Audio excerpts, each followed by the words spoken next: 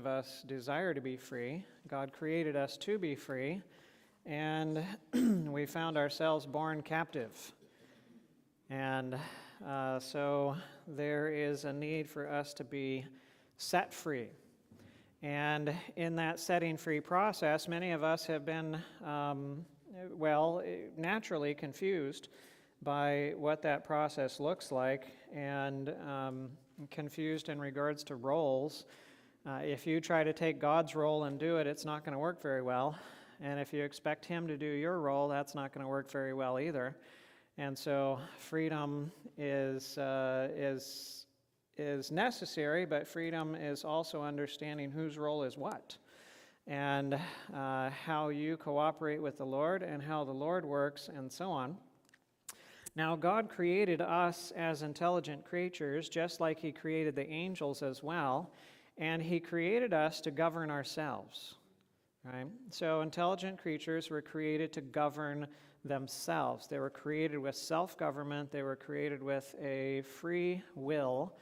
And yet, everything that an individual needs is outside of them. Right? What you need is outside of you. The oxygen that you need, the food that you need, the water that you need, the love that you need, the truth that you need, the information that you need, everything that you need comes from outside of you. But you govern yourself from the inside, and so if you are going to maintain self-government, then what you have to do is you have to reach out and take those things that you need and bring them in. So we have actions by which we do that, and in order to preserve that self-government, that means that no one and nothing else can take that which you need and put it into you, right? Now, I will say this, that the body can be forced, right? The body can be forced because it's a physical structure. But the mind cannot be forced. The mind can be surrendered, but the mind cannot be forced, right? And so no one can take information and can take any spiritual thing that we need and put it into us. Even God, right? Because if He would, then He would remove the self-government that we have. And He created us with self-government, knowing that how He created us was good, not bad. And so there's no reason for God to undo how He has created something to function, because He never created anything bad, right? So it's we who must take in that information, that love, those things that we need, and bring it in so that we might be filled with those things. But there's a problem, and the problem is that we have a problem inside of ourselves, inside of the place of our self-government, where we are deceived, and by that deception, we see things wrong, and so when we reach out to take the wrong stuff. And so instead of, as we were created, to reach out and take the truth, we in our deceived state reach out and take lies as if it's the truth, believing that it is the truth. But it's not. And by that deception, we govern ourselves in a wrong way. It's as if we drive our vehicle with the perception that there's an obstacle course that we need to get around, and we need to avoid these obstacles, and so we go around this one, and we go around that one, and we avoid that one, and so on. But really, there's no obstacles there, and what we're doing is driving over people's mailboxes and running into other vehicles, and we're harming ourselves, and we're damaging others, but we're thinking we're doing good at driving around the obstacle course. That's the nature of the deception. And the question is, if you were created to govern yourself, and you were created so that no one and nothing could take even what you need and put it into you, but only you can reach out and take that and bring it in, then how is God going to save somebody when He can't take what He needs to save them and put it into them?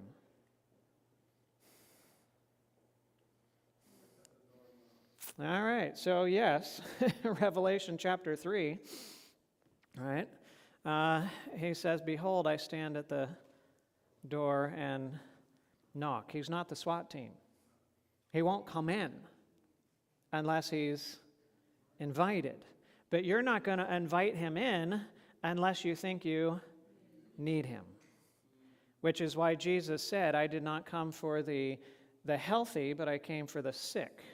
I did not come for the righteous, but I came for sinners. Why? Because it's the sick that know that they need help. It's the sinners that know that they need help. It's the ones that recognize that they need help, and so they will reach out for the help. And Jesus never turned anyone away that ever reached out to him for help. Never. Never. And he was never too busy. It was never too early. It was never too late.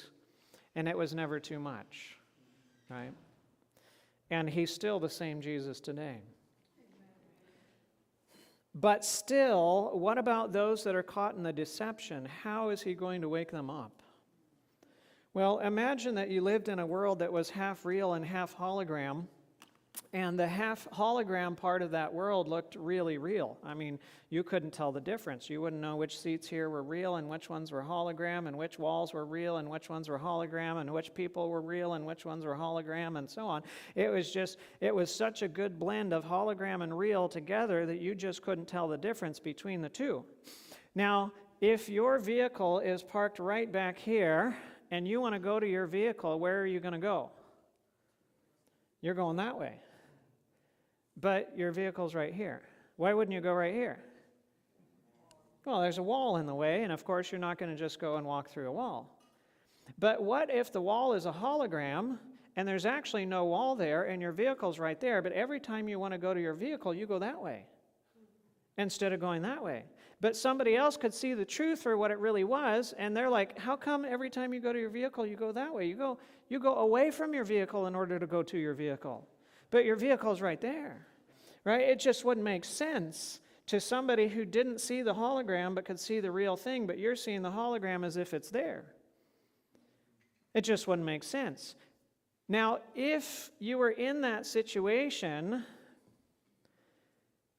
and everything went according to how you perceived it, would you ever question what you perceive?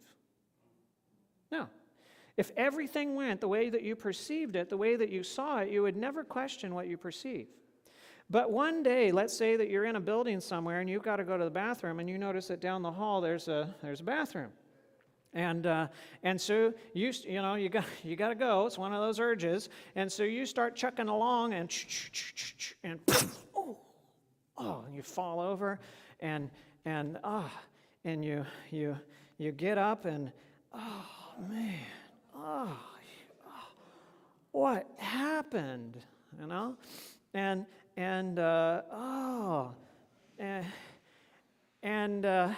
you look around and there's nobody, and there's somebody that's not liking that picture. All right. So you're looking around and there's nobody that you can see, nothing that you can see around you, and what happened? And you get up and you feel, and there's a solid wall. There's a solid wall, but all you see is hallway and bathroom down there. But all you feel is a solid wall. You just walked full speed with your face into a solid wall. Now, is that a good decision or a bad decision? Well, I mean, to walk into a wall full speed with your face, is that a good decision or a bad decision? It's a bad decision. If you got to go to the bathroom and it's down the hall, is it a good thing to walk down the hall towards the bathroom? Yes. So you made what you thought was a good decision, but it was a bad one. And you got the consequences of making a bad decision when you thought it was a good one. Right? The consequences of the bad decision when you thought you were making a good decision begins to make you question what you perceive. Right? It makes you begin to question what you perceive. You're walking along and you're in a building and you come in the door and you see the welcome desk is over there, and so you walk over towards the welcome desk and all of a sudden and you fall through and you hurt your ankle. And You're like, what was that? And you look up, and you see that there's this big hole, and somehow you crawl your way back out of that thing, and you get back up, and you look back, and all you see is floor. And you kind of hobble over there, and you feel, and your hand goes through the floor. There's no floor. It's only a hologram. It's not real. But you thought there was a floor. Now, is it a good decision to walk across the floor to somewhere that you need to go? Well, sure. Is it a good decision to walk off the edge of a drop-off or into a big hole? No. So you made a bad decision, but you thought it was a good decision, but you got the consequences of the bad decision, and by the consequences of the bad decision that you thought was good, it begins to make you question what you think. So God cannot, He will not suspend cause and effect. He can't. He won't. Because it's by the effect that He can motivate us to question whether we got things right or not. Right? Because the effect of evil is always evil, and the effect of good is always good. Some might argue that, but it's true. The effect of evil is always evil, and the effect of good is always good. And so by the effect, you can know whether the cause was good or not. Right? Some might say, well, the life of Jesus was good, but there was a whole bunch of evil that came to him, so how can you say that's the case? Well, did the evil that came to Jesus come from Jesus? No. No. The evil that came to Jesus did not come from good. It came from evil. Right? And the effect of it was evil. Right? And interestingly enough, in the midst of all of the cause and effect that happens, God is able to take the evil and the effects of evil and work it out for good in the end. It's amazing how He can do that, right? But it's true that the heart is a deceitful heart, and He does say, I search the heart and I test the mind, even to give to every man the way to according to his ways, according to the fruit of his doings. Right? And search me, O God, and know my heart. Try me and know my anxiety. See if there's any wicked way in me, and lead me in the way everlasting. So yes, God must allow that bottle to get spilled over so that what's inside can come out, so that we can see it. He must allow cause and effect to come so that by the effects of bad decisions that we thought were right, we might question whether we are right. Because we are created to govern ourselves, not to be governed from the outside, and so God cannot force the truth in, but by cause and effect, He can make us question whether we believe the truth or not, so that we ourselves will reach out for something else. And He makes the truth available so that when we reach out, it's there so that we can take it. Right? So how much good does the fallen nature have? All right, so it has nothing good. That's right. How evil is the fallen nature? Yeah, it's all evil. So can the fallen nature produce anything good? No. And can the fallen nature fix the problem through the fallen nature? No. So what if you have the fallen nature and you try to fix the problem with that fallen nature? Will it work?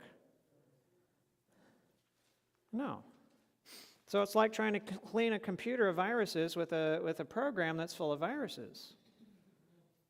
That's just not going to work. It's never going to work. Right? So to try to fix the problem, your deception, with the very thing that is deceived, is pointless, because it'll never work. Right? So to try to fix your false identity, I am God, with the very thing that has the false identity, I am God, is useless. Right? You cannot fix the problem. It is impossible. And you can try this way, you can try that way, you can try all sorts of different ways, and this method and the other method and that thing and that the other thing, but you'll only end up failing. So how many people are caught in an addiction because they want to be?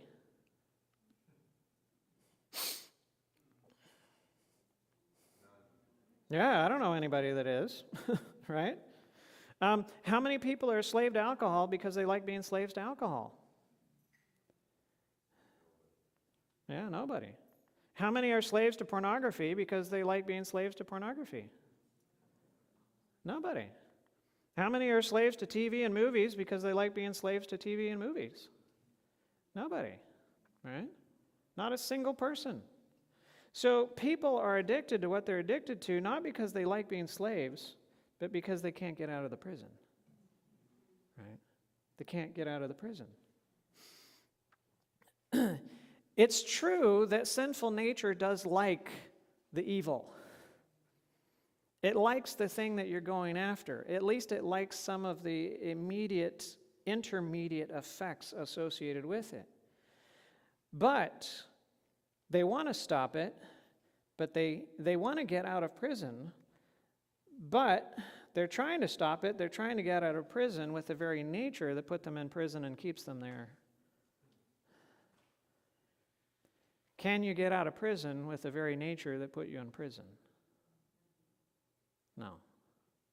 No, you can't. So I grew up in church, and I was raised a good Christian boy, and my parents taught me, stories, and I read Uncle Arthur's bedtime story. They were read to me, and I learned about God, and I spent time with him and so on, and in kind of a proxy fashion, because I was raised this way, and and I'd go to church on the weekends and so on. But I also participated very much in the world at the same time, and so by the time I was 3, I was watching cartoons, and cartoons turn into the next thing, and then it turns into whatever. And my parents divorced when I was 14, and my older siblings, my half siblings, were pretty much out of the home, and so it was me and Mom, and she was working 3 to 11, and I was going to school in the morning and working in the afternoon, or working in the morning and going to school in the afternoon. So I saw her about 2 nights a week, and it was me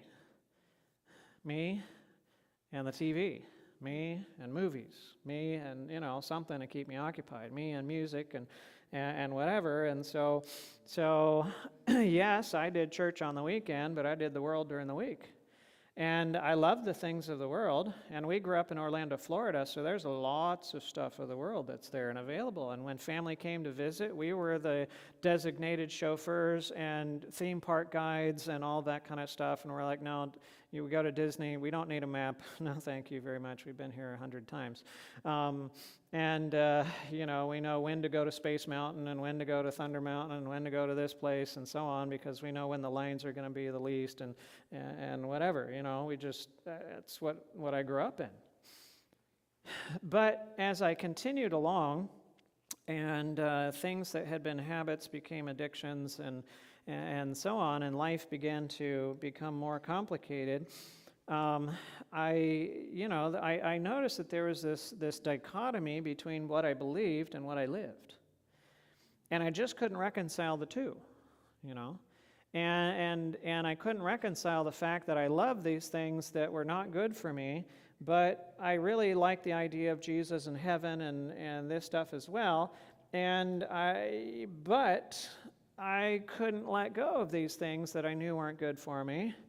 And I wanted to hold on to Jesus, but I wasn't sure I needed him that much, because he was going to take me away from these things that I liked, and so on, right? And that tug of war, that conflict, just continued to get worse and worse, and it continued to get darker and so on. And with any addiction, of course, you start with something that's fairly light, and you start working along and moving on to something that's worse and worse and so on. And that happened in my life as well. And I had, a number of different addictions, and they just continued getting worse. And I really felt like a Dr. Jekyll, Mr. Hyde, right? There was two completely different lives living in me, and I couldn't reconcile the two. They were so separate from each other. How can they both fit and actually exist in the same individual? And so I began to think or wonder whether I had like a dissociative personality disorder where, a split personality and so on, and I had two things in me. And I hated myself. I did. I very much did. Because I failed at everything that I tried. I hurt everyone that I loved. I tried and failed, and I just couldn't make it up. I couldn't I couldn't really succeed in anything that I really needed to succeed in. And if I could have taken a permanent vacation from myself, I would have. The only problem, I was stuck inside my skin and I couldn't get out. But I really did not want to be with me, and I didn't like me, and I didn't want to be me, but I was stuck. And so here I found myself stuck in the land of defeat, and there were other people that I could see that appeared to be in the land of victory, and ones that I read about in the Bible that, they were in the land of victory as well, and, vibrant relationships with God and so on, but not me. So if I want to be like them, well, there's got to be some things that they do that are fairly consistent amongst themselves, and if I can figure out what those things are, then I should probably do those things too, and then I can be free, right? Then I can be in the land of victory. So what do they do in the land of victory? Well, they pray, and they read Scripture, and they serve, and they obey. So if I want to be in the land of victory, what should I do? Yeah, well, I should pray, right? Anything wrong with prayer? No, not at all. Prayer is a good thing. It's good. We're going to talk a little bit more about it later, but prayer is a really good thing. And so I tried praying, and I prayed this way, and I prayed that way, and I prayed upside, and I prayed side, and downside, and around side, and, all sorts of different ways. And I was still the same miserable person, still struggling with the same stuff, still with the same problems, still not free. All right, well, you should read Scripture. Okay, so, you read a little here and you read a little there. I'm still the same miserable person.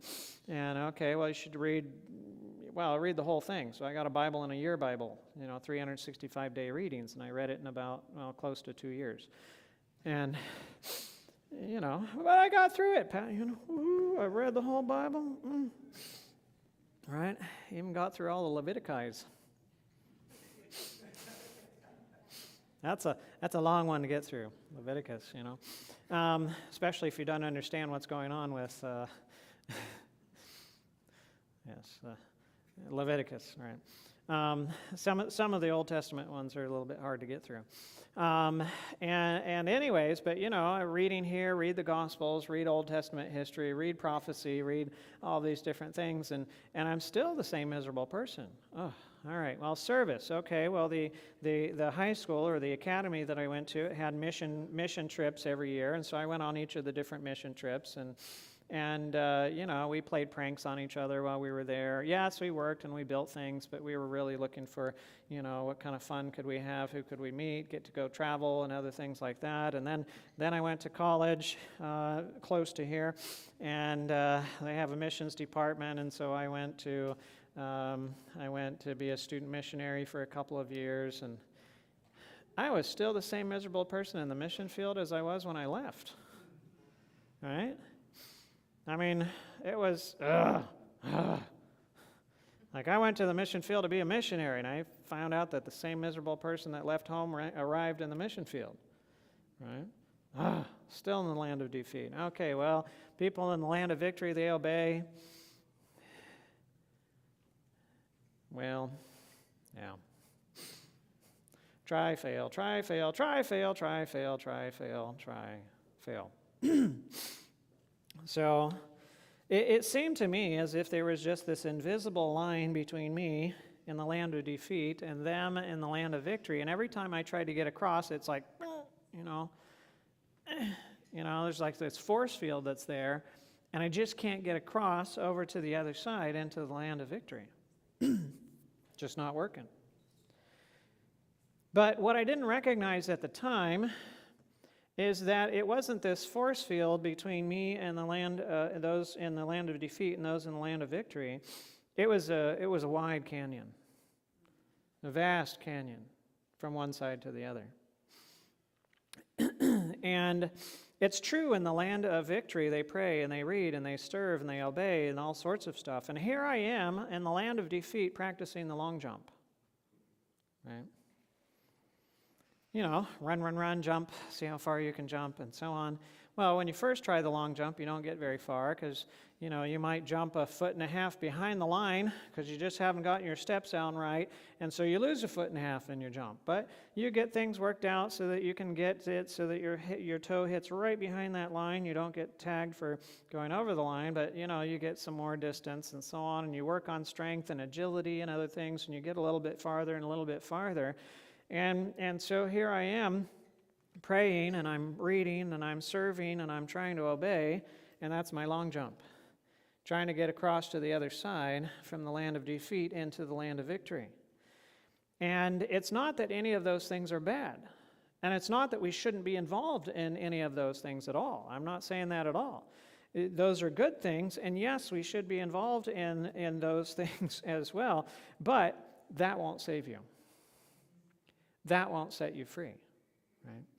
In and of itself, it won't set you free. Now, it can be a key component to helping you come to the place where you're ready to come to the one who will set you free. But those things will not set you free, right? They will not set you free. And it would be miserable enough trying year after year after year after year to overcome and to get into the land of victory by doing all of these good things. And you know, so I might give up before now, but one thing that keeps me going forward is, well, you're there, and at least you're not as good as I am.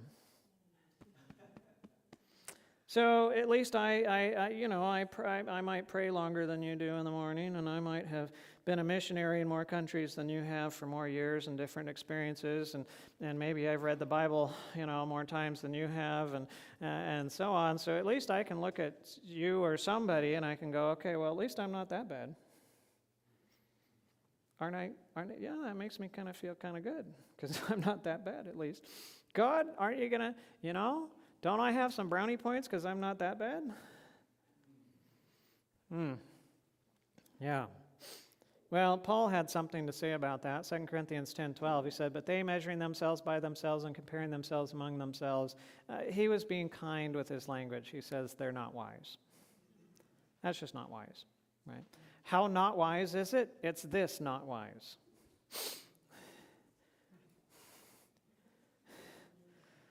Yeah, jumping out of an airplane without a parachute.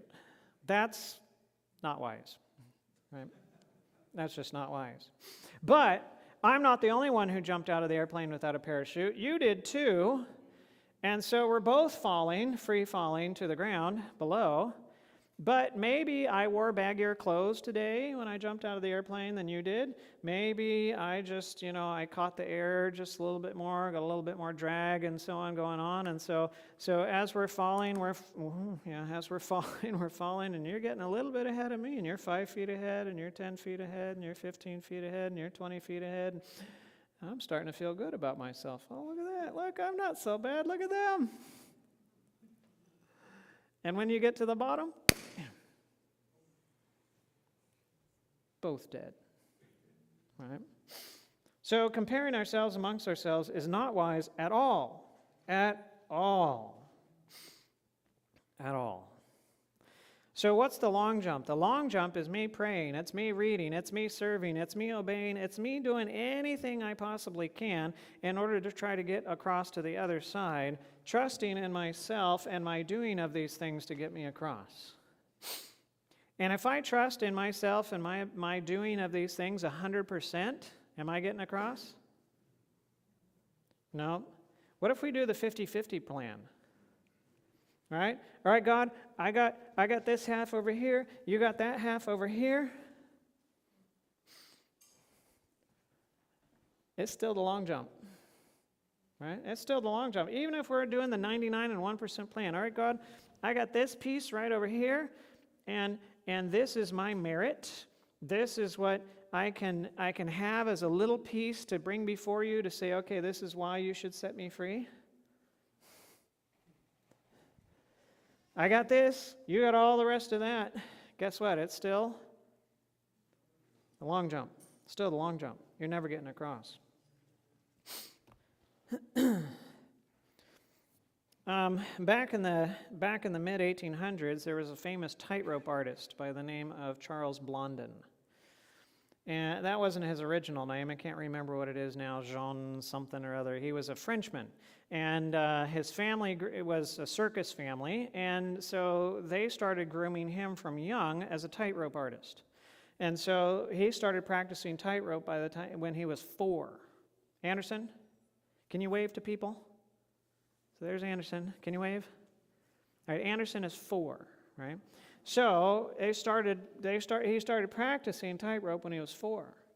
And by the time he was 5, he was actually quite good at an uncanny balance and so on. And so he grew up in circus life, and he grew up as a tightrope artist. He was excellent at what he did. And so he migrated to the United States. He worked for some of the major circuses that were here. And on June 30, 1859, Charles Blondin was the first individual to attempt to cross Niagara Falls on a tightrope. And his crossing was 1,100 feet across from one side to the other. At its lowest point, where the line kind of sagged in the middle, it was about 15 and a half stories above the area below. Nobody had ever gone over the falls and survived at this point, and so you knew that a misstep would not work out well. And 25,000 people showed up to watch Charles Blondin cross Niagara Falls. 2.5, 3-inch hemp rope tied to a big tree on the New York side and a big boulder on the Canadian side. And so here's Charles Blondin starting on the New York side. We'll say that New York's over here, Canada's over there. And so he started on the New York side, and he had his 50-pound balance bar, and he starts working his way across from New York, 1,100 feet over to Canada, and he makes it safely across to the other side. And he puts that balance bar down, and he just uses his arms, and then he just nimbly works his way back across. And he sits down about halfway, pulls something out of his jacket and takes a swig of it, puts it back in, gets back up on the line, and works his way back across to the other side.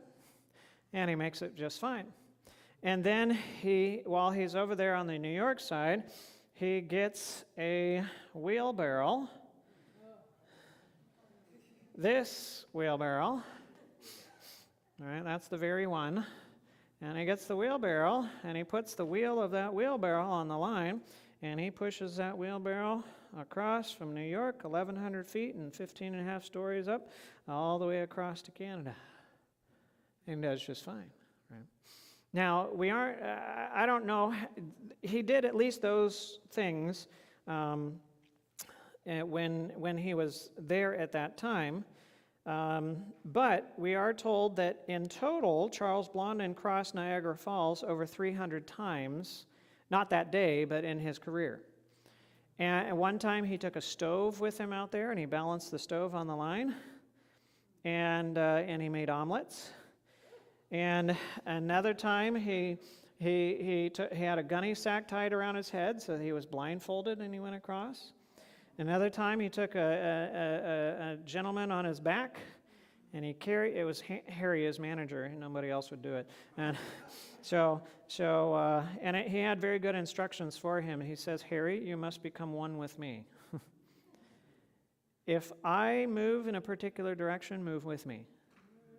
Do not try to counterbalance, because if you try to counterbalance, we will both die, right? So if I move in one direction, just move with me. And if I move in the other direction, just move with me, and so on. And so he went with Harry across his back all the way across that way. And in fact, in another time in a circus, he carried 2 people. He had his son on the front, and he had another man on his back, and he carried them across the line. I mean, he was great at what he did. He went across on stilts once. And, so The story is told that one day that Charles Blondin was doing his act there at the canyon, and there was a crowd that was there, of course, paid to be there and watch and so on, and he was doing whatever his stuff was, and maybe juggling on the line and and so on, and then for the grand finale, a flip and then land on the line. I'm not going to demonstrate because I'd land on my head, and but and he landed on the line, and the crowd is cheering, and of course they want more, right? They want an encore, something more. And so as a performer, he's trying to figure out what he can do that will either be more daring and cheer the crowd or get them out of there. And so he got an idea, and he called down to the crowd, and he said, okay, who believes that I can get someone safely across in the wheelbarrow? Says, okay, I need a volunteer.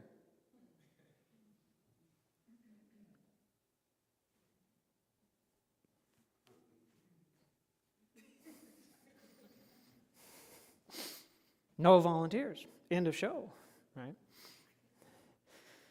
Yes.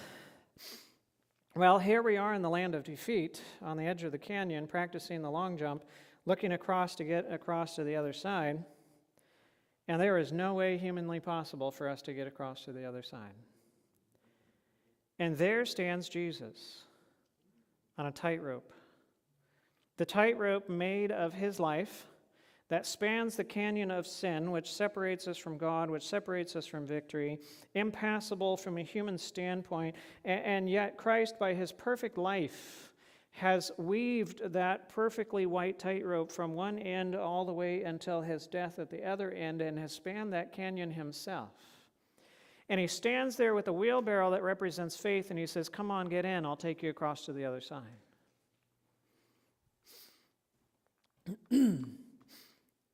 Well, it's one thing to have an intellectual assent to a truth.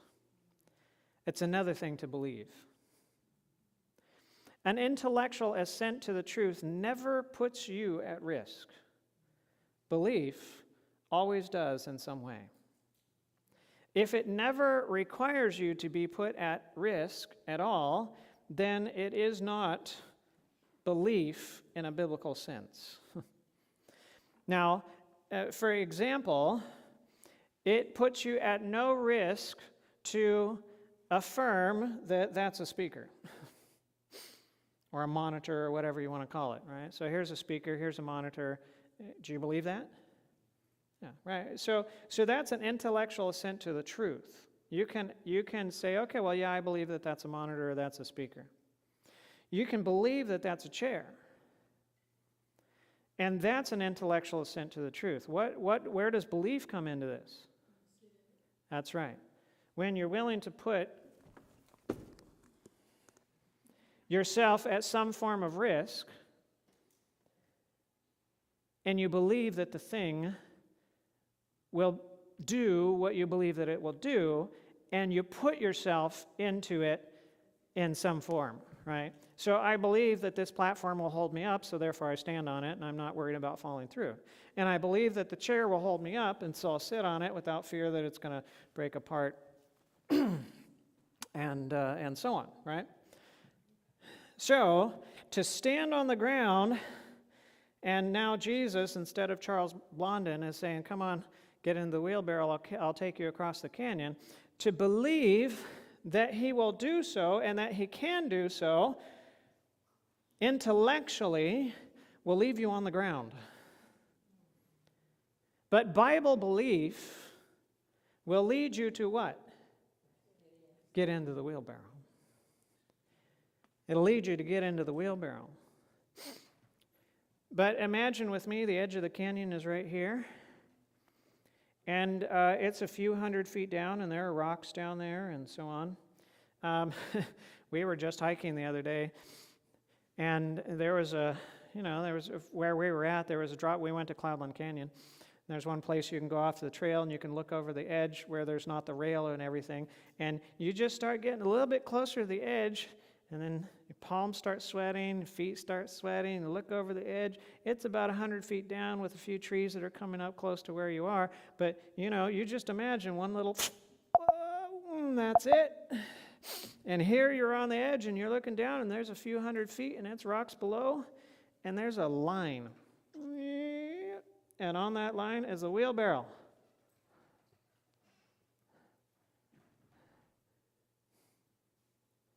Right? And somebody behind that wheelbarrow. All right, come on, get in.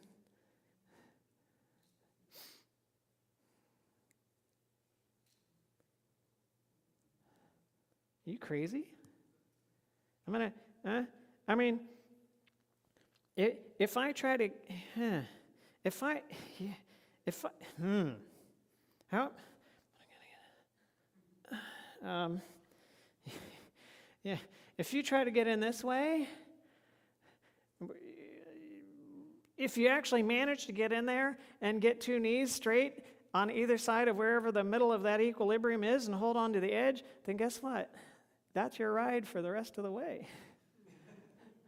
You're stuck there because you try to shift your weight to turn around and get in a more comfortable position, and you try the other, but if I do it like,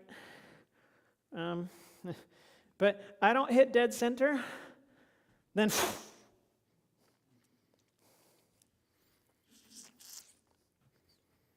you comfortable with this idea of getting in the wheelbarrow?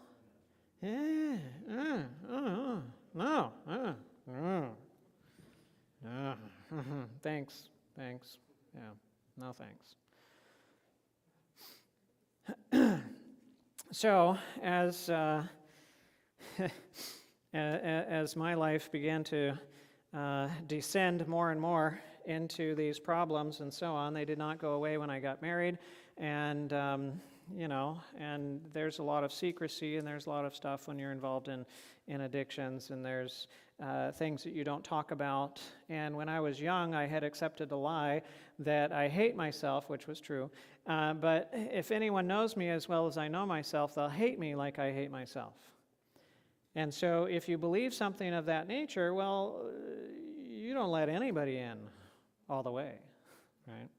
There's always secrets, there's always compartments, there's always something that you reserve because you know that if they know, well, I would have taken that permanent vacation for myself long ago because I knew what I was like and I hated me, but I couldn't get out of my own skin.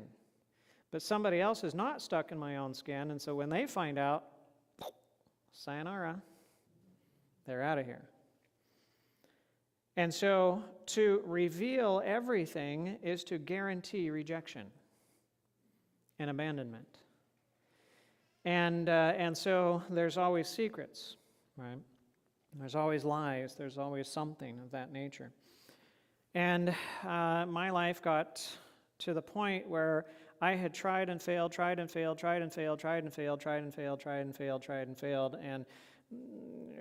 I don't know how many thousands and thousands and 10,000s and so on of times that was the case. And I finally decided, you know what, this just doesn't work. This doesn't work. God doesn't work. Religion doesn't work. Trying doesn't work. None of this stuff works. So it's easier, I think, just to give in and let the sin and let the addictions take me wherever it will, and just stop trying. Just stop fighting. Let it go. And yet, I was married and we had 2 children at the time, and I knew that they didn't deserve to go where I was planning on going.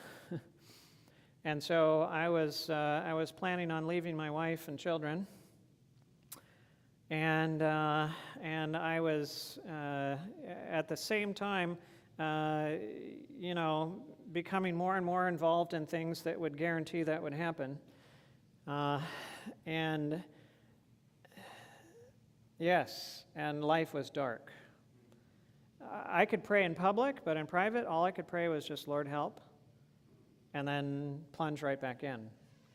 And I had a semblance of a devotional life because I know I was supposed to look like I had a devotional life, and so I did that for my wife, but I didn't really have a devotional life, and me and God were just,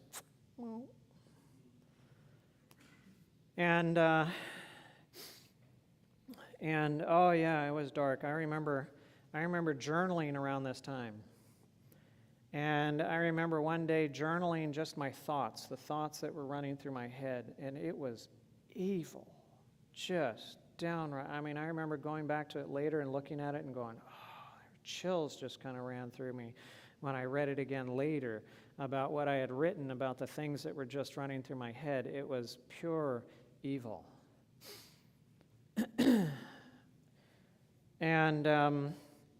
And so one day when I got off of work, I was working in the emergency department and got off on a late shift, and it was February in Michigan, so it was cold, and I grabbed my parka and grabbed my phone, turned my phone on. It told me that I had a voice message, and so as I'm going out into the parking lot, and so on the voice message is there, and it's my wife, and she says, honey, I found out, and I'll be waiting for you when you get home. Click.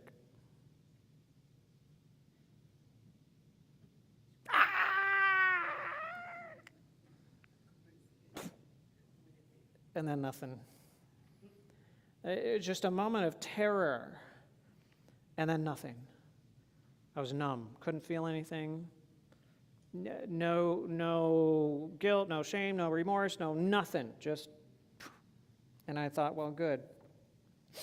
I'm tired of lying. I'm tired of hiding. Let's just get this over with. And so I went home, and true to her word, she was waiting for me. And she confronted me with what she had found. And I had nothing to deny, and I couldn't feel bad for anything, at least in the times in the past where we had been, confronted with challenges in our marriage and so on. At least I knew, well, I mean, I still knew that I was the problem and whatever, but before I had at least been able to feel sorry that I was the problem and had caused, this distress and whatever. This time, nothing. And, so she's talking with me, trying to reason with me, and I'm just, she's like, what's wrong? I don't know. Don't you even care anymore? I don't know that I do. I don't know. Apparently not. And she left. This was early February. What comes around mid-February? Valentine's Day. Yeah, perfect timing. And so she went. She left the room, and she came back, and she had bought a teddy bear for me for Valentine's Day. And she came back in the room with that teddy bear, and she said, "I got this for you for Valentine's, but I'm going to give it to you now."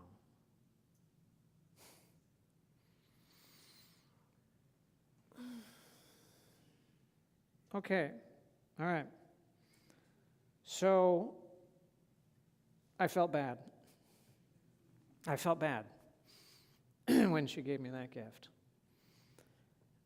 Probably because I knew I really didn't deserve it. There was no reason for her to give me that kind of gift with the information that she had found and so on. It should have been like she went and got the gun and she was coming back for the rest of the deed,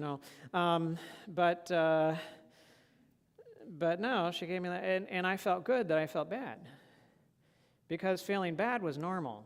That was life, right? And at least that was familiar. But feeling nothing was actually frightening me. Like, what's happened? Where have I gone? And so on. At least if I felt bad, well, that was what life has always been. And, so she's like, well, we need to see the pastor and let's talk through this and whatever. And I'm like, we've done pastors before, that didn't work. And so on. But anyways, we tried, and that pastor had been an elementary school teacher and principal for most of his life and had recently converted to being a pastor, and so he had dealt with these size issues throughout his life, not these size issues. And so we went and talked to him, and he didn't know really much what to do about that, but there was another pastor couple that dealt with this stuff a lot in the conference, and so he said, I'll talk with them, get some advice, we'll come back again later next week or a few days later or something, I don't remember, and we'll talk about that again. And I'm like, See, I'm lost. It's too far. I've probably committed the unpardonable sin. It works for others, doesn't work for me. Maybe I'm just a defective model. I've gone too far. That's not going to work. And I've tried so many times and it's failed. Why? It's pointless to continue trying. And so this is my mindset and this is my thought processes. And we go back to see the pastor again. Oh man, he got some advice. He had some very pointed questions, and he grilled me up one side and down the other, and I was squirming in my seat while he was asking these questions. I was like, he should not have gone talk to them people. Anyway, so then they recommended some materials that we look at, and including some videos and whatever. And when I looked them up, I was like, a video series and a couple workbooks, and it's like $300. There's no way somebody should be charging that kind of, well, it probably wasn't that much, but anyways, it seemed like that much to me. Like, there's no way somebody should be charging that much money for something like, I'm not going to do it. She's like, honey, yes? What's the definition of insanity? Doing the same thing and expecting different results. Well, this is something different. Let's try it. Okay. So we bought it and had it, priority shipped and whatever. And it showed up on a day where I was at work. And by the time I came home, she had already digested a couple of the videos. And she's like, oh, honey, this is good stuff. And I'm like, okay.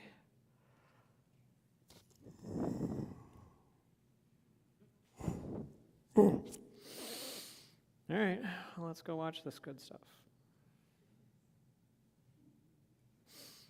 And he was monotone, soft-spoken, didn't move much.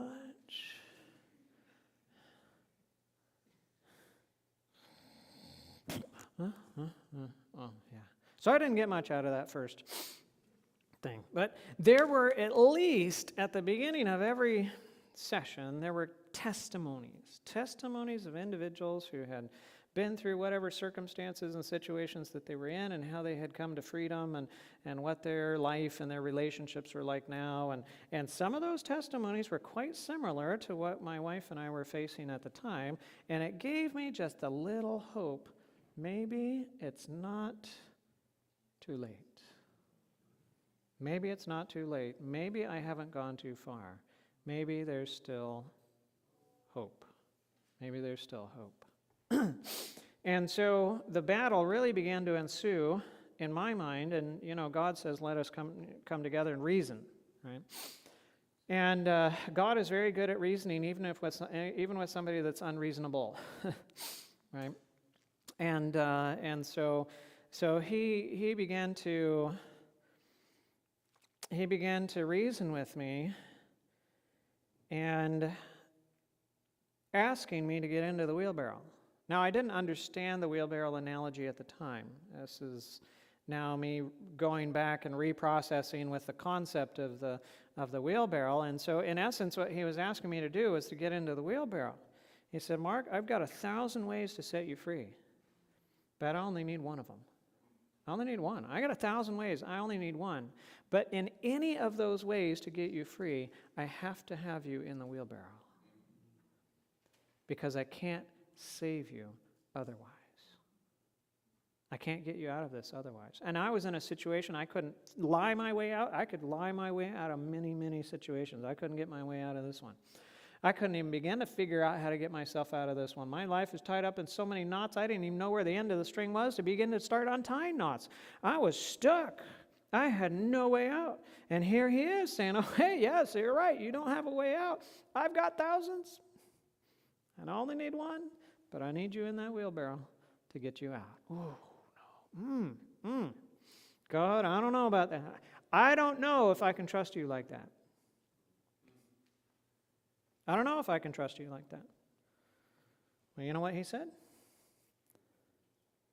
So how's it going with you in control? Low blow, God. Low blow. You know how it's going with me in control. I hate myself. I fail at everything that I do. I hurt everyone that I love. It's miserable. And I'm about to walk away from everything. So why don't you just give me a chance? Why don't you just give me a chance? But God, I don't know what that's going to look like. I mean, if you fix me and I don't have all of these problems, if I ran into myself, I don't know if I would even know who I was. Because these problems have defined my life. And if I don't have these problems, who will I be? Right? I mean, this was going to be like the threat of my identity. Who would I be? And what was that? What would that look like? And what would you ask me to give up? And what am I going to have to do? And where are you going to make me go? And are you going to turn me into one of those Amish people? I mean, I'm sure they're nice, but, they're really outside of society. Like, really? Are you going to make me be one of those people? I don't know. So the struggle. And I was struggling with the Lord, working through the workbook, trying to deal with bitterness issues. It just wasn't happening because you're supposed to do this stuff with the heart. You're not supposed to do it with the mind, with the head. It's not supposed to be an intellectual exercise. You're supposed to feel this stuff. It's supposed to be something to the heart. And I had been trained to not go to the heart. Right? I had been trained that way. In emergency, you cannot do that. You can't. I mean, if you have somebody that comes in and the paramedics have brought them in and they're rushing fast because they know this person is on the verge of not being around anymore, and you're doing everything that you can, and all of a sudden, they're not around anymore. Right? They die while you're working on them. You can't just be like, oh man, it's such a... And then you have to go talk to the family members and let them know that their mother just died. And then they're crying and whatever, and you can't just join in all of that. And then you have to go, and there's a case where a child has been abused and obviously is clinging to everyone and has no selectivity of who they're with. And you look at that and you go, oh, that's not right. They could care less whether they're with a nurse or with mother or with someone else, and there's some suspicious bruises going on, and so you send them off to x-ray, and you find out there's a whole bunch of fractures that are healed at different stages of healing that's going on, and now you got to get CPS involved and take a child away from their parents because it's been abused, and so on. And then somebody else is waiting for something else, and so you cannot, in that situation, get caught up emotionally in everything that goes on. And so I had been trained by experience in those situations. You don't go to your heart. You don't. Because if you do, you will fall apart. You just can't. If you go there the whole time, you can't handle it, and you're going to fall apart. And now I'm supposed to go to the heart. How do I do that? I don't know. Every time I try, it's like everything shuts down. Can't get anywhere. Oh, so frustrating. And so I'm not getting really much of anywhere. And so my wife, she says, well, why don't you get in contact with the person that wrote the workbook and just tell them what struggles you're having, see if they have any suggestions or whatever. I'm like, oh, okay, well, yeah, we'll see how that happens. They're like booked 2 years in advance. But they had phone consults, and they have 20-minute phone calls, 3 20-minute consultations before every thing that they did for the day, and you could get in, and sometimes that was a month backed up or so on. I got a spot the next day when I was off, and I could actually be there for a phone call. Okay, so I called, and I told him what was going on, and he's like, stop working on bitterness. Go to the moral failure chapter and work on that. And write down everything that you've, done here and done there, and this here and that there, and that one and that, and so on and so forth, and pray through each and every one of those things, and then when you're done with all, and ask the Lord to reveal to you stuff that you haven't remembered, and whatever, and when you're done with all of that, then take your list and go read it to your wife. Mm-hmm. Hang on, I think I caught most of what you said. would you please go over that again? Yeah. Oh, no, you cannot be serious. You want me to do what? You want me to take that list and read it to my wife? No. Bad idea. Do you want us to be divorced? Come on now. No. Bad idea.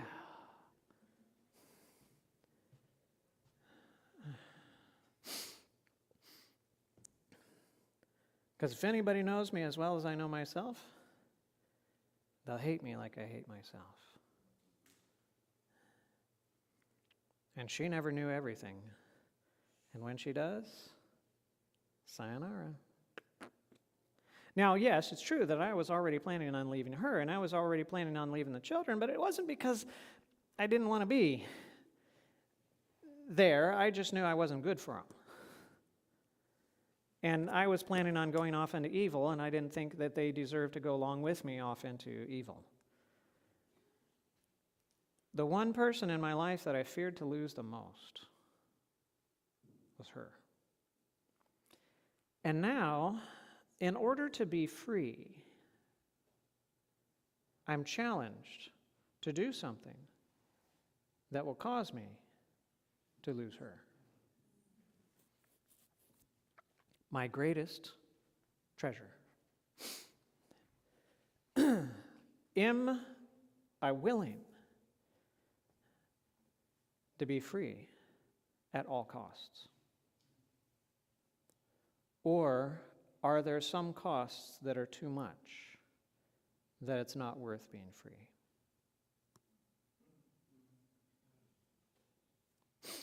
And that's what I was faced with. And I remember arguing with God, I can't lose her. And he reasoned with me and he said, you're going to lose her anyway.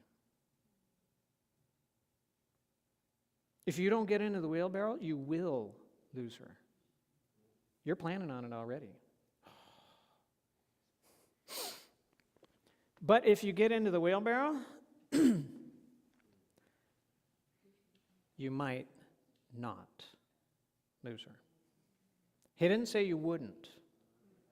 He said you might not. So that day, I had the day off, and I went down into the basement, and I decided that I was going to do at least the first part of the assignment. I was going to write down lists, and I was going to pray through things as much as I could from the heart and so on, and be sincere with everything that I did. And I was not resolved that I was going to come up and do the second part. But something happened that day. And I can't describe to you everything that happened that day, but something happened, and the Holy Spirit was working very strong, very strong, because he knew this was the time. And something happened that day when I was down there in that basement for 8 hours, writing and praying and so on. And I finally came to a decision. If I lose everything,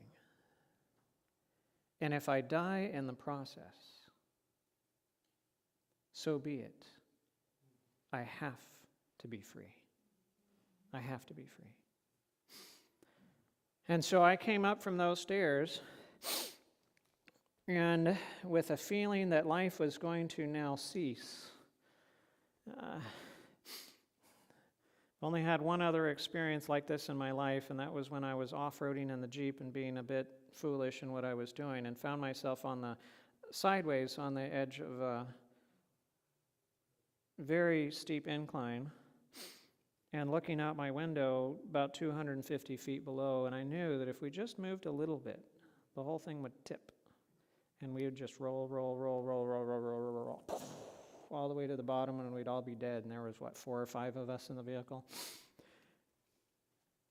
And I had such fear, this whole thing, my life is coming to an end while I looked out that window. I had that same feeling when I walked up the stairs. My life is coming to an end. And I got my wife, and I brought her, and we sat down on the couch, and I got the list, and I began to read the list. And I got done with the list, and she was shaking her head, and she said, I had no clue it was so bad. I said, yep, this is where everything falls apart. And then she said, but no matter what, we're going to go through this together. We're going to go through this together. And I broke. I just broke. And I just began to cry and cry and bawl and bawl and cry and cry and cry. And I was just shaking, crying, shaking, crying. And I just, all I could feel was just, I hate myself, I hate myself, I hate myself, I hate myself. Oh, I hate hurting the ones that I love. I hate failing. I hate being caught in this stuff. I just want to be free. Oh, God, I hate it. And I just hate it. I hate it. I hate it. I hate me. I hate it. I hate this life, Lord. I don't want any of it. And about 20 minutes or so, it kind of let up a little bit, and the next wave just hit me. I just felt all alone. And I don't know exactly. I assume that it was probably related to parents' divorce and being a latchkey kid and, kind of growing up alone and whatever, and that loneliness. But it was probably 40, 45 minutes, and I was, just crying like a baby and bawling and shaking and so on. And I finally got to the point I didn't have any more tears. I didn't have any more crying. I didn't have any more snot. It was all... And I picked myself up out of my wife's lap, and she was still there. And the lie that I had believed, that if someone knew me as well as I knew myself, they would hate me like I hate myself, I finally, for the first time, realized it was a lie. Because here was somebody who knew me as bad as I was, and they didn't hate me like I hated me.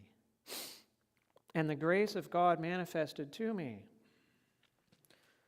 through my wife in giving me a gift of love in the midst of my degradation was what broke me. It's what broke me. And those walls that I had around my heart to, hold out all the pain and suffering, but actually had held in all of that stuff, that was the beginning of God poking his finger through that, and it starting to come out. And it began the process of that healing process. And things began to change at that point. Life that had been a continual round of trying, failing, now became a life of determination, of trust, of transparency, of honesty, and so on, and finding victories where I had never found victories before. I started to have self-control where I had never had self-control before. I could never pass up pizza. There are certain addictions. I could, you stick pizza in front of my face, I could never pass that thing by. Now, there was other things too. I'm just using that as an illustration that everybody can kind of relate to, because most everybody has related to pizza in one way or another. And anyways, but now in those things that I had never been able to say no to, I can now say no to them. Because God was beginning to work himself out in me now when he couldn't before, because I was never willing to get into the wheelbarrow before, and he could only do those things for me and in me when I was in the wheelbarrow. Now, it's true that in the land of victory, they pray and they read and they serve and they obey, but they don't do those things in order to get across to the other side. They do them because they love the one who gets them across. The motivation for why they do it is entirely different, and that makes all the difference. It makes all the difference. Yes, in the wheelbarrow, it's 100% Jesus, it's 0% me. I don't trust in anything that I have in order to get me out, because I have nothing to get me out. Nothing. I cannot do it. It is impossible. It's impossible. I've got no way out. But if he's going to get me out, I've got to be all in. I can't be partway in. I've got to be all in. And so the question is, what are you not willing to do? What are you not willing to give up? What are you not willing to face? Where are you not willing to go? What's on your not list? If God says, I need this in order for you to be free, what are you not willing to leave behind? Is it a substance? Is it a relationship? Is it a capacity? Is it a possession? What is it, right? What are you not willing to do? Where are you not willing to go? What are you not willing to give up? What are you not willing to face? What's on your not list? If there's anything on your not list, you are not getting into the wheelbarrow. And sometimes you don't know what's on your not list until you're confronted with losing it. And then you'll find out whether it's on your not list or not. Because whether you're willing to let it go or whether you will hold on at all costs. Now, there must be one thing on your not list that you cannot let go of. God. God. God must be the only thing you cannot let go of. And in following Him, there must be a willingness to let go of everything else. Everything else. If or when He asks for it. But a complete surrender of everything. Right? We are told you shall love the Lord your God with how much? With all your heart, with all your soul, with all your mind. Right?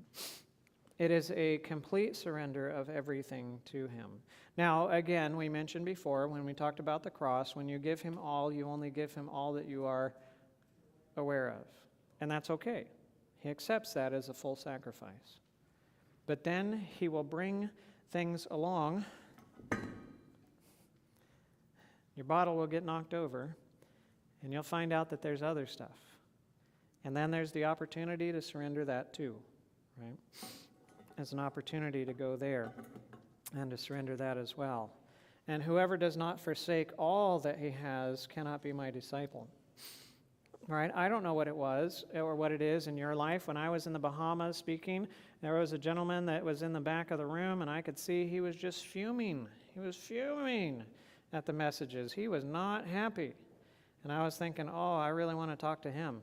But, I'd get caught up with people in the front and talking and whatever, and he was always gone. But one day, somebody said, there's a guy sitting in the back. I knew exactly who they were talking about, and he wants to talk to you today. I go, oh, good, I want to talk to him. So I ended up going to his home, and and he's conservative, and he's a homeschooler, and he's been involved in this mission work and other things like that. And he's hearing these messages, and he's convicted, but God has not been listening to him. God has not been answering his prayers. God has not been, and so on. God has left him alone. And I'm like, Lord, I don't know what it is. You know what it is. What's in his life that's there. And I just kept asking questions and let him talk longer so that something could come out that, and be like, Lord, you make him say something, right? And eventually it came out. God had asked him to give up his wardrobe a few years ago. He did everything name brand. I mean, there was no non-name brand stuff that he wore. I mean, it was Abercrombie and Fitch, and it was this and that and the other and so on. And he prided himself on his tattered clothes that were name brand, right? And so that was like his identity. And God had asked him for that for a few years ago, and he's kept arguing with God, saying, well, the clothes, it's just clothes, it's not, and it's been his argument the whole time. I'm like, brother, if God asks for it, and you're not willing to give it, is that a problem? Is that a problem?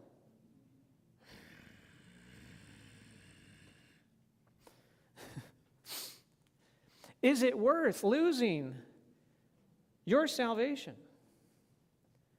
and taking your family down with you for clothes.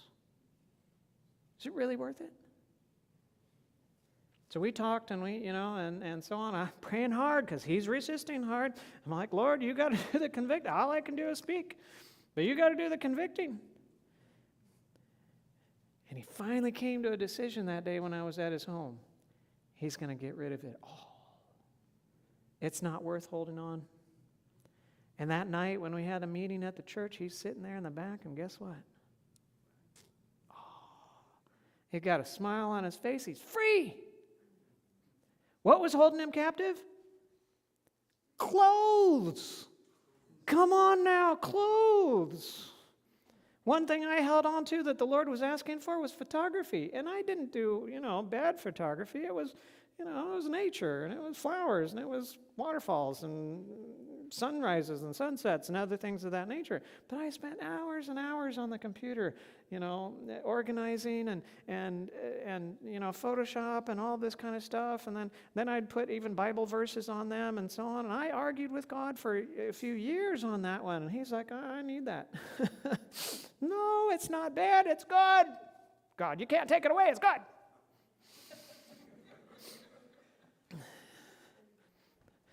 But here I am with the tripod set up, just trying to get the right angle on this particular flower, and the family's 250 feet down the trail going on a hike, and here I am. Yeah, all right, that's good.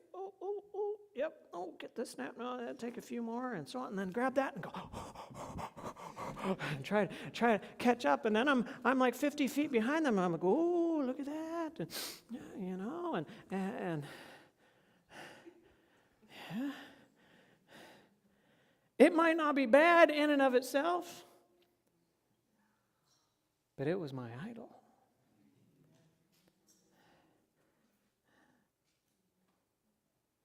And I finally said, the Lord really brought the conviction one day. If you don't give this up, you will stop walking with me.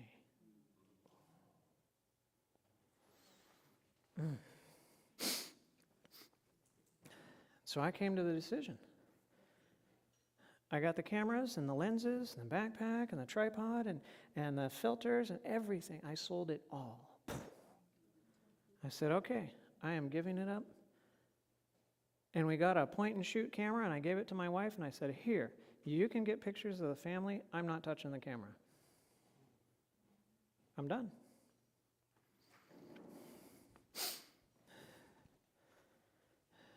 Now, the Lord gave it back to me about a year later. He did. He said, now you can take up photography again. But now it wouldn't be an idol. It wouldn't be an idol. Right? And so I enjoy taking pictures, but I mean, like this trip, the only camera I got. Before, I couldn't go even on a car trip, half an hour or an hour trip on a car without taking the camera with me, because I might drive somewhere and see a hawk sitting on the edge of a post and want to stop and get that picture, or this one or that one. I can go, I go places I'm like, oh, I should have brought the camera on this trip. This would have been nice, but okay. So it's not an idol anymore. And that's the issue. Right? If your right eye causes you to sin, pluck it out, cast it from you. It's more profitable for you than one of your members perish than for your whole body to be cast into hell. And if your right hand causes you to sin, cut it off and cast it from you. It's more profitable for you that one of your members perish than for your whole body to be cast into hell. If you had cancer in your hand, and the only way of curing that cancer was to have the hand removed, would you consent to have your hand removed? And you tried the hydro and you did the herbs and you did all that kind of stuff and you did a lifestyle session, whatever, and it continues to progress and it continues to get bigger and you have a repeat MRI or whatever you do, and it says that it's just continuing to go on. And the surgeon says, you know what, there's a 100% success rate. Win at work by communicating effectively. Would you with Grammarly consent to have your hand amputated? Grammarly helps you rewrite your sentences for clarity. So that cancer does not then get everything else? I'm going to show you how to copy. Well, yeah, many people would. No, I'm not saying everybody would, but many people would. On a MacBook or right? Apple computer. You guys are probably so, here because you're coming from a... What is there that's really worth holding on to if it's going to prevent you from surrendering your life entirely to Christ. And then the salvation that comes from that. Again, the kingdom of heaven is like a treasure hidden in a field which a man found and hid, and for joy over it goes and sells all that he has and buys that field. Right? And the pearl, right? Kingdom of heaven is like a merchant seeking beautiful pearls, and when he has found the one pearl of great price, went and sold it and all that he had, and he bought it. Somebody had a question yesterday. How does the selfish heart surrender when all it has is selfishness? How does the selfish heart surrender when all it has is selfishness? It's presented something better. The selfish heart will always go after something better. Now, yes, many times individuals have to come to, like my situation, where what you have becomes such a living hell that the uncertainty of the better becomes not so scary as the certainty of the hell that you have, so that you're willing to make that transition, right? But God always presents us something better. The problem is, in our deception, we don't see it that way. Do you think it's better to stand on the solid ground or to stand on a tightrope?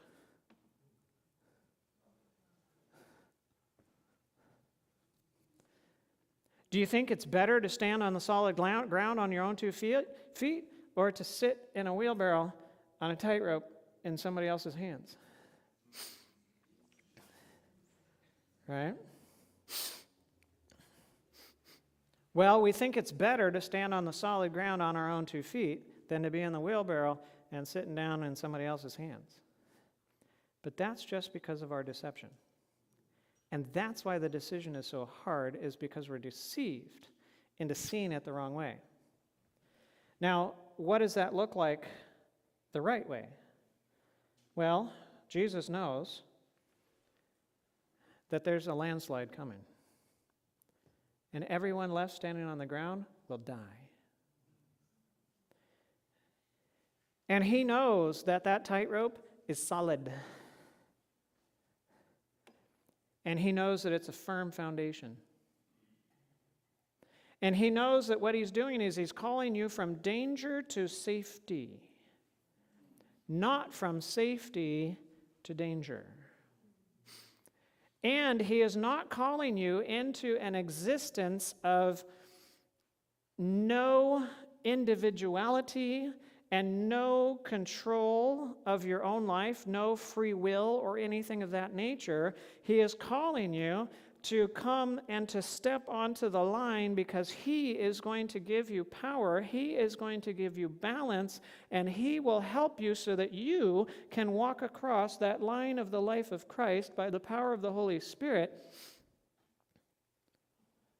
across to the other side. That means you're free to stop whenever you want to stop. You're free to turn around anytime you want to turn around. You're free to keep going if you want to keep going. You have that freedom. He preserves your freedom. I didn't see that when I was looking at getting into the wheelbarrow. I thought all my freedom was going to be gone. But no, when you come to Christ, he preserves your freedom. He preserves your individuality, but he sets you free from your slavery. Right? And he gives you that balance. Therefore, beloved, as you have always obeyed, not as in my presence only, but now much more in my absence, work out your own salvation with fear and trembling, for it is God who works in you both to will and to do of his good pleasure. And being confident of this very thing, that he who has begun a good work in you will complete it until the day of Jesus Christ. So yes, he is the one who will carry that on to completion. And that is a life of transformation. That is a life that leads to victory, of one step, of one victory after another. That does not mean that you don't fall in the meantime. That doesn't mean that, like a child learning to walk always falls. Always. Right? And when that child falls, does the parent go, oh, you, I can't believe you. Such a disgrace to the family. Honey, what are we going to do with this one? It just fell. All right. Oh, it got back up. Oh, aren't you so good? Look, you're just wonderful. Look, you're great for the, and so on. Like, oh, that's good, right? They're standing. Oh, they fell. Oh, stupid. Why'd you do that? Is that how parents treat a child that's learning to walk? No, of course not. No, that is not how a parent treats a child when it's learning to walk. Is the parent discouraged when the child falls?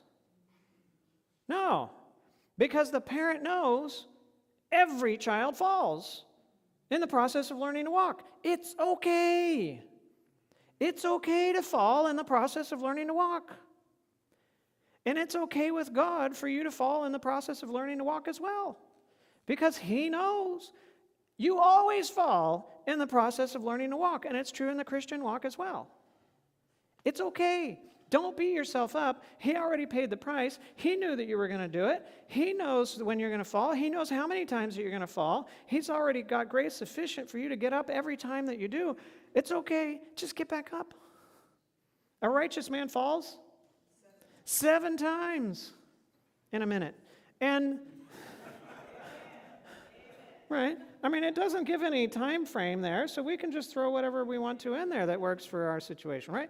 So a righteous man falls 7 times in a minute and 7 times gets back up, right? That doesn't mean, oh man, number 6.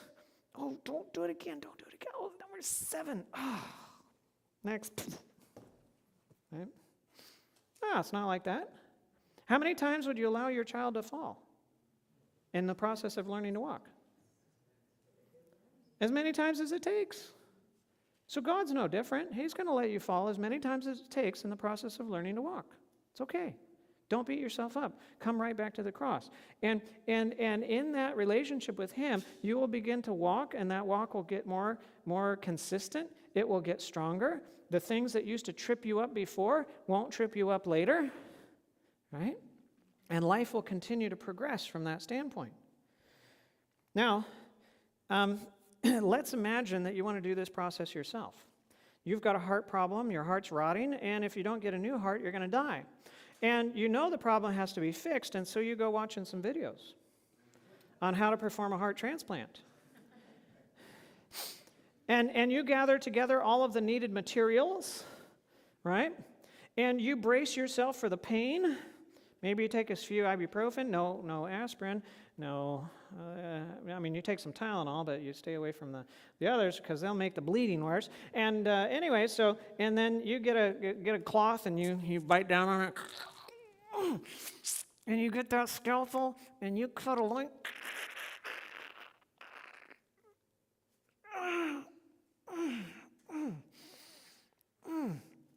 And you got a mirror up there so you can see what you're doing.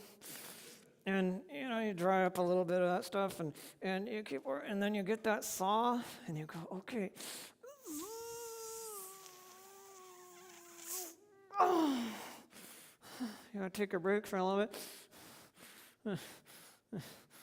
And you get those rib spreaders, right? And you stick them in there, and you start cranking.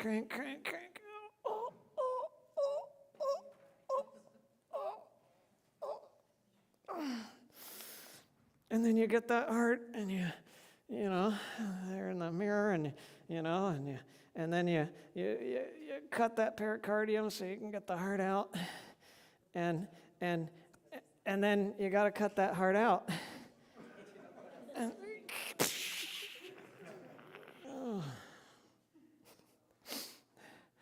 well, if anybody knows physiology, you wouldn't have gotten that far. All you have to do is get through the sternum, right?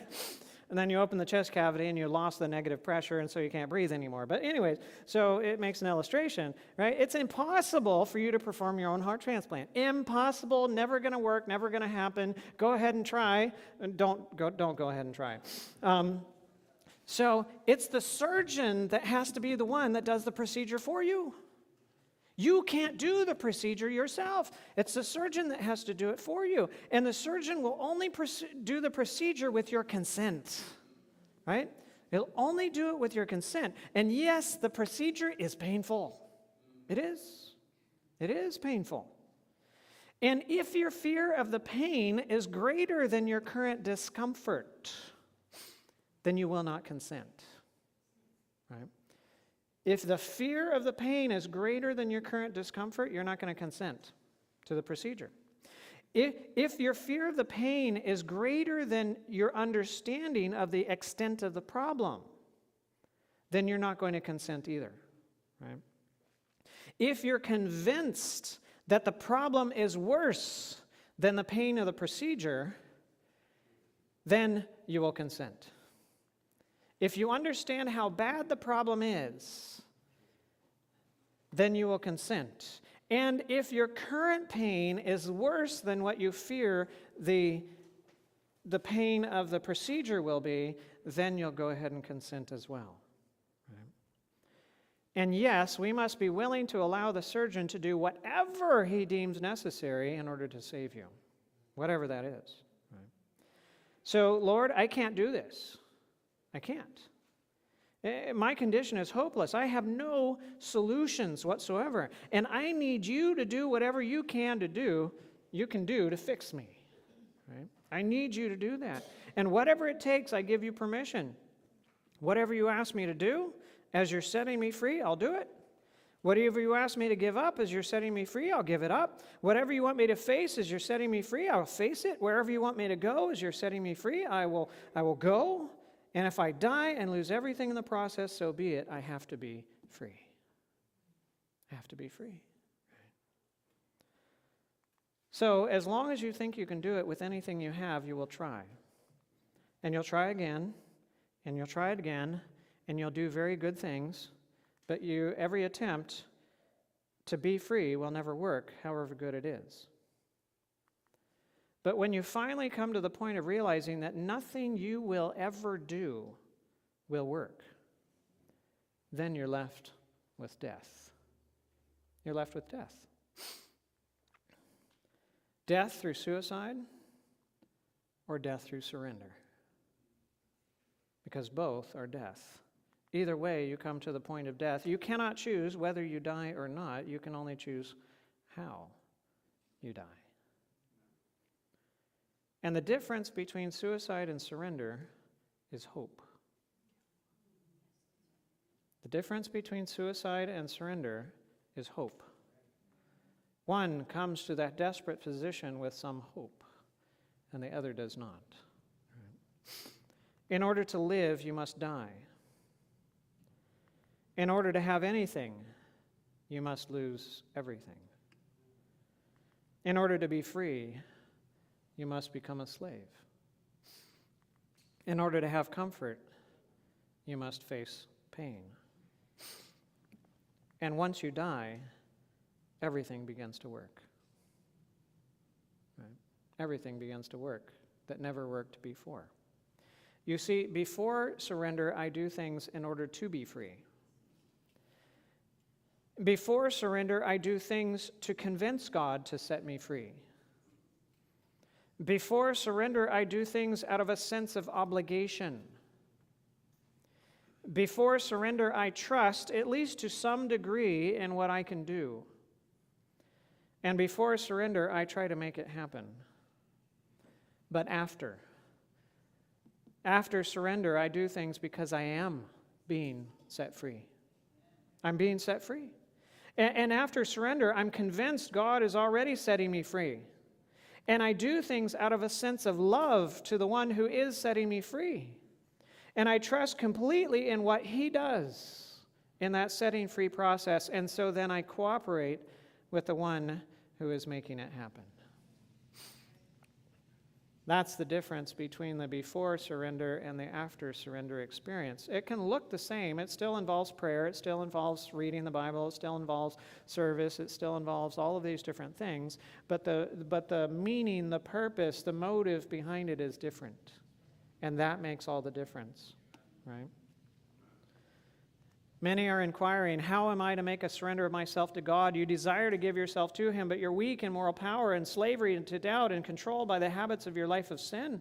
Your promises and resolutions are like ropes of sand. You cannot control your thoughts, your impulses, your affections. The knowledge of your broken promises and forfeited pledges weakens your confidence in your own sincerity and causes you to feel that God cannot accept you. But you need not despair. Oh, praise God. There's hope for people like us. What you need to understand is the true force of the will. This is the governing power in the nature of man, the power of decision or of choice. Everything depends upon the right action of the will. The power of choice God has given to men, it is theirs to exercise. You cannot change your heart. You can't do your own heart transplant. Can't do it. You cannot of yourself give to God its affections. You can't change what you're attracted to. You can't. But you can choose to serve Him. You can give Him your will. He will then work in you to will and to do according to His good pleasure. Thus your whole nature will be brought under the control of the Spirit of Christ. Your affections will be centered upon Him. Your thoughts will be in harmony with Him. Desires for goodness and holiness are right as far as they go. But if you stop here, they will avail nothing. If you simply desire to be a Christian, that will not make you a Christian. Many will be lost while hoping and desiring to be Christians. They do not come to the point of yielding the will to God. They do not now choose to be Christians. Through the right exercise of the will, an entire change may be made in your life. By yielding up your will to Christ, you ally yourself with a power that is above all principalities and powers. You will have strength from above to hold you steadfast, and thus, through constant surrender to God, you will be enabled to live the new life, even the life of faith. So, how does this work? It's a simple 4-point thing. 1, I can't do it. I can't do it. As long as you think you can, you'll try, and you'll fail. I can't do it. Point 2, I ask you, Lord, to do for me what I cannot do for myself.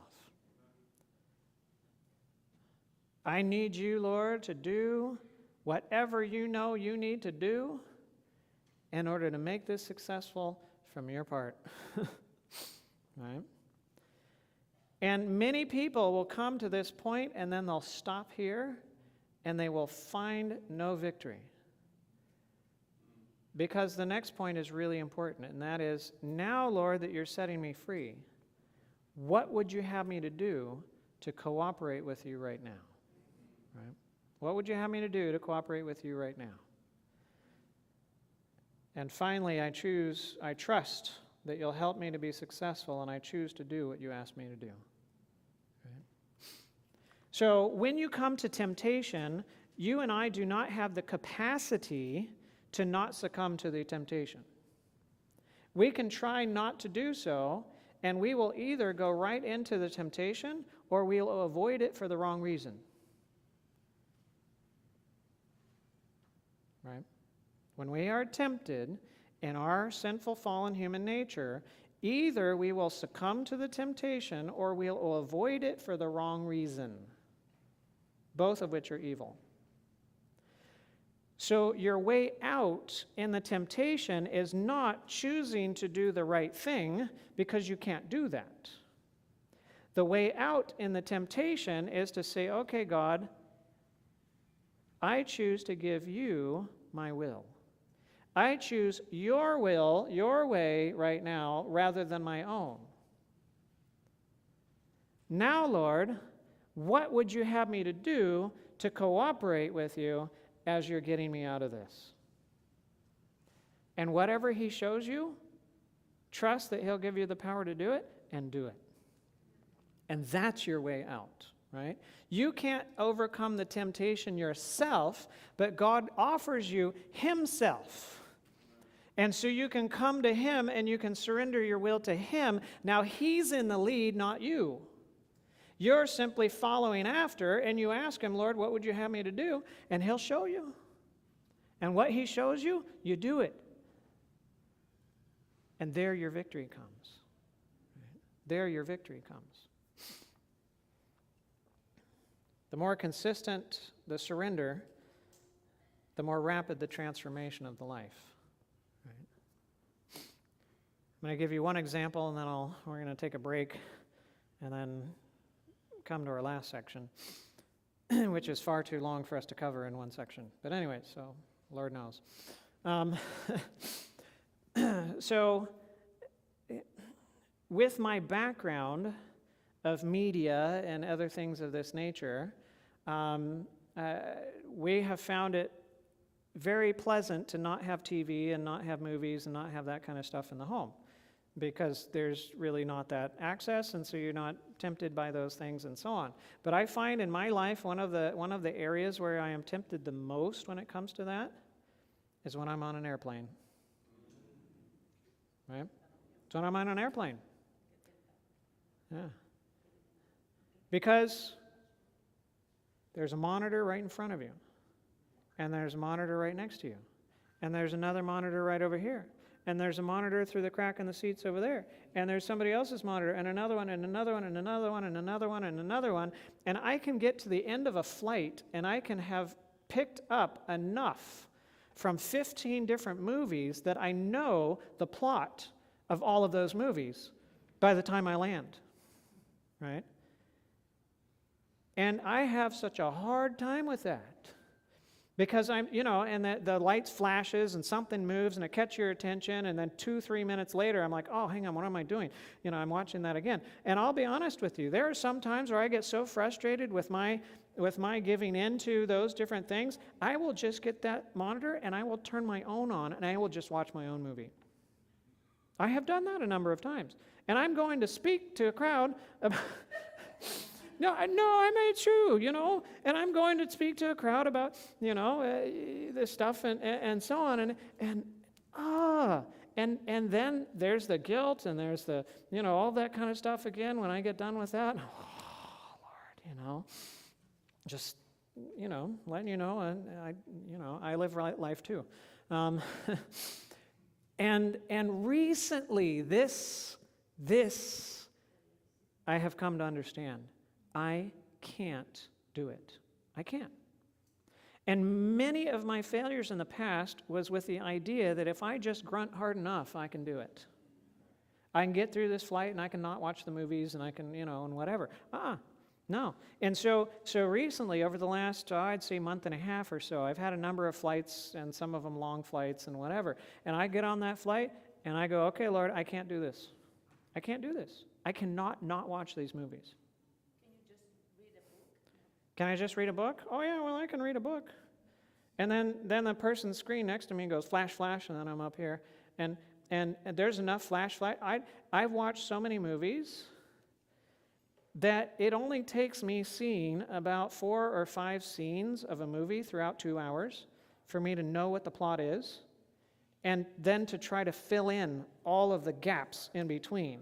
Right? And so then I spend my time thinking about this movie and how does this go and all that kind of stuff, and it's like, and whatever. So, and I'm on the flight and I'm like, all right, Lord, I can't do this. I cannot not watch these movies. And so you're going to have to do for me what I cannot do for myself. You want to disable all of them? That's great. Right? I'd really love that, but that's not usually his answer. But then the third point, okay, Lord, what would you have me to do with you right now to cooperate with you in this process? And so when I was on my flight to Germany last month, I prayed that, and the Lord was like, now is a good time for a nap. I go, yeah, I'm tired. Yeah, it's a good time for a nap. So I got my neck pillow, and I snuggled up next to the window, and I went to sleep. And I was probably asleep by the time we took off. I don't really remember the takeoff, and anyways, and then I woke up, and before I opened my eyes, then I said, Lord, what would you have me to do now? And he said, keep your eyes closed. Ooh. It was an 8.5-hour trip. It was an 8.5-hour flight. I was like, okay, Lord, how long? Oh, yeah, no. I asked how long, and he didn't answer. Okay, all right, so what am I going to think about while I have my eyes closed? All right, well, Let's think about this, the series that's coming out. You know, the meetings, and what should I really present, and praying for the people, and so on and what. And so I kept my eyes closed, and every once in a while, Lord, what would you have me to do now? Keep your eyes closed, continue doing what you're doing, and whatever. And eventually, I got that word. You can open your eyes now. Okay, so I opened my eyes, and the seatmate next to me was just shutting down her stuff and going for a nap. Like, oh, that's perfect timing. And the person in front of me in the crack through there that I could see, they had already fallen asleep, and their thing was on pause, and so there was nothing moving and shining and flashing. And so I said, okay, Lord, what would you have me to do with you now, you know, to cooperate with you now? He says, well, it's a good time to work on those presentations. Okay, so I got my computer out and I started working on presentations and so on. And yes, there was one movie that was going on over here in the periphery, but the Lord helped me to stay here and not get, you know, distracted by that over there. And then the seatmate woke up and she started watching some more stuff. And I'm like, all right, Lord, what would you have me to do now? He said, just concentrate on what you're doing. And I did. And I got through the end of that flight and I didn't watch anything. Yeah, praise God. And you know, and similar on the way back, and similar on my flight out to Spokane and so on, it's the realization, I can't do it. I can't. So God, you're going to have to do for me what I cannot do for myself.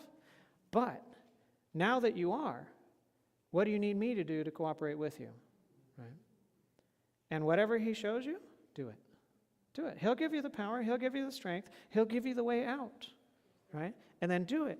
And you'll find victory, and then you'll find another victory, and then you'll find another victory, and then when everybody's having ice cream and you want to have some and you know that you shouldn't,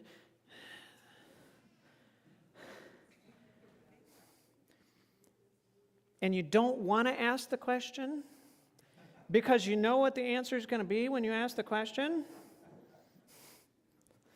Done that too, and I've eaten the ice cream. And I knew that if I asked the question, what answer that I would get. And so I refused to ask the question because I wanted the ice cream, right? But then there was another time where I was like, no, I've got to ask the question. And I asked the question, Lord, what would you have me to do? Go wash your plate. Okay, I'll go wash my plate. I'm done. And everybody, you know, and so on. So I'm not perfect. There's still struggles. But the Lord is showing me how to be victorious, right? And, you know, and so, yeah, he'll show you too. And that's really, you know, the purpose of this weekend is to show us how to be victorious, how to overcome. And we still have to talk about negative thoughts, so we'll do that next. But I'm gonna pray. We're gonna take about a 10-minute break or so. And I wouldn't run away too far because that, honey. Oh, yeah, okay.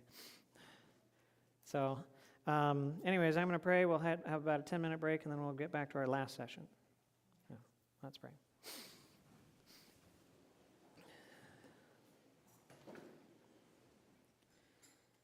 Dear Heavenly Father, thank you. Thank you. Oh, such a wonderful God that you are. And thank you, Lord, that you invite us into that wheelbarrow. And yes, it seems scary to us. That's just because of our deception. It seems hard, and that's just because of our deception too. You're actually calling us from something that is very hard, very dangerous, very poisonous, very deadly, to that which will save us and set us free. And Lord, standing on the edge of that cliff, looking at you in the wheelbarrow, we choose to get in. We choose to put everything on the line, to allow you to rearrange anything and everything that you know you need to. Lord, anything that has been on our not list, that we've said, all right, Lord, do not touch that. May we hand that back to you and say, Lord, we're sorry. No, you can have it. Just set me free. And whatever you would have me to do to cooperate with you as you're setting me free, Lord, here I am. I choose to follow your will and your way. And thank you for your freedom, we pray. In Jesus' name, amen.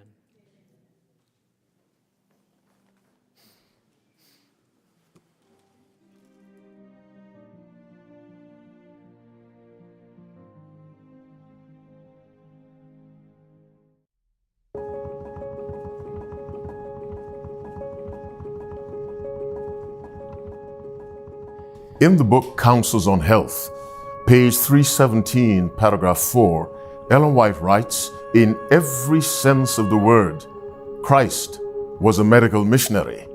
In the book Medical Missionary, page 49, paragraph 4, she writes these words, "Christ was a Seventh-day Adventist to all intents and purposes." And so we combine from these quotations these two facts. One, Christ, by his lifestyle, was a Seventh-day Adventist by his lifestyle. Two, Christ, by his ministry, was a medical missionary. Surely this should tell us, my listening friends, that medical missionary is a very effective way to advance the kingdom of God and to be a blessing to our fellow man and woman. And so my purpose is to encourage you to consider training as a medical missionary. Every human being should understand how the body functions and should understand the simple means to reverse ill health to robust health. And so I urge you, consider being trained regardless of what your expertise now. You may be a surgeon, you may be a dentist. Please consider adding to your arsenal of training, medical missionary training. May the Lord bless you as you consider this option for the advancement of the kingdom of God.